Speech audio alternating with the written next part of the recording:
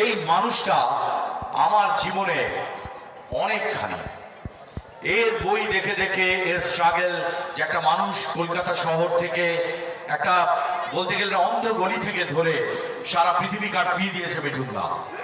আজ মিঠুনদার অনেকটা বয়স, তাও মিঠুন চক্রবর্তী। এবং এই মিঠুনদা আমাদের মতো ছেলেদের কাছে কিন্তু স্বপ্নের ব্যাপার। আমার মনে হতো যদি মিঠুন চক্রবর্তী কলকাতায় থেকে গিয়ে সারা বোম্বে কাঁপাতে পারে, সারা বিশ্ব কাঁপাতে পারে, তাহলে আমি কলকাতায় গিয়ে একটা সিনেমায় পাঠ পেতে পারবো না? আমি খাটলে আমি পাবো, খাটনি হবে, চেষ্টা তো আমাকে করতেই হবে।